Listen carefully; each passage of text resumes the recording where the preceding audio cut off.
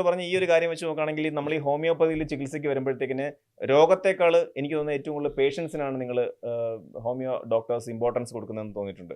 ആ, അതായത് ഈ നിങ്ങൾ പറഞ്ഞ ദീർഘനേരമുള്ള സംസാരത്തിലൂടെ അയാളുടെ ഒരു പക്ഷേ പഴയ രോഗങ്ങളും ഒരുപാട് അയാളുടെ പ്രശ്നങ്ങളൊക്കെ കൃത്യമായിട്ട് മനസ്സിലാക്കാൻ നിങ്ങൾക്ക് സാധിക്കുന്നുണ്ട്. എന്തിനാണ് ഈ ഒരുപാട് നേരം എടുത്ത് നിങ്ങൾ സംസാരിക്കുന്നത്?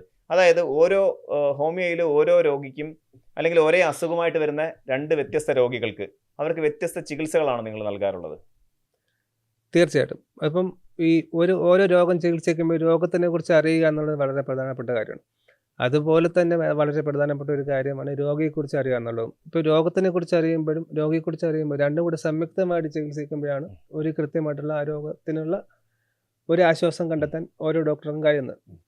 അപ്പോൾ ഹോമിയോപ്പതി ഡോക്ടർ നേരത്തെ പറഞ്ഞതുപോലെ ഒരുപാട് ചോദ്യങ്ങൾ ചോദിക്കുന്നു. അപ്പോൾ നമ്മൾ ആദ്യത്തെ ഒരു വിസിറ്റിൽ ഒരു പേഷ്യൻ്റ് നമ്മുടെ മുമ്പിലേക്ക് എത്തുമ്പോൾ അയാൾ ഇന്ന് അനുഭവിക്കുന്ന മാനസികമായിട്ടുള്ള പ്രശ്നങ്ങൾ, അതേപോലെ തന്നെ ഈ രോഗം, അയാളുടെ ഡയഗ്നോസിസ് എന്താണ്, രോഗനിർണയം എന്താണ്, അതിനെക്കുറിച്ച് കൃത്യമായിട്ട് മനസ്സിലാക്കുന്നു. അയാളുടെ പത്തോളജിയെക്കുറിച്ച് മനസ്സിലാക്കുന്നു. അതോടൊപ്പം അയാളുടെ ലൈഫ് സ്റ്റൈലിനെ കുറിച്ച് മനസ്സിലാക്കുന്നു.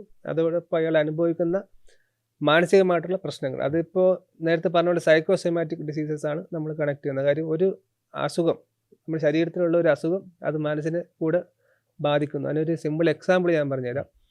ഇപ്പം ഒരു ലൂസ് മോഷൻ ഉള്ള ഒരാൾ, ഇപ്പം എനിക്ക് സിവിയർ ലൂസ് മോഷൻ, അപ്പോൾ എനിക്ക് ഇവിടുന്ന് എറണാകുളം വരെ ഇപ്പോൾ ട്രാവൽ ചെയ്യണം. സ്വാഭാവികമായിട്ട് എൻ്റെ ചിന്ത എന്തായിരിക്കും? ഞാൻ ഈ പോകണ വഴിക്ക് എവിടേക്ക് എനിക്ക് ബാത്റൂമിൽ പോകാൻ പറ്റും, അല്ലെങ്കിൽ എനിക്ക് ലൂസ് മോഷൻ വന്ന് എന്ത് ചെയ്യും, അല്ലെങ്കിൽ ട്രെയിനിൽ പോകണോ, ബസ്സിൽ പോകണോ, അല്ലെങ്കിൽ എവിടേക്കാണ് എൻ്റെ ഫെസിലിറ്റി ഉണ്ടാവുക. അപ്പോൾ ഇപ്പോൾ അസുഖം എവിടെയാണ്? ശരിക്കുള്ള പ്രോബ്ലം വന്നിട്ട് നമ്മുടെ ലൂസ് മോഷനാണ് ഫിസിക്കലി. പക്ഷേ അത് ഏറ്റവും കൂടുതൽ നമ്മൾ അഫക്റ്റ് ചെയ്യുന്നത് സ്പിയറിലാണ്, മെൻ്റലിയാണ്.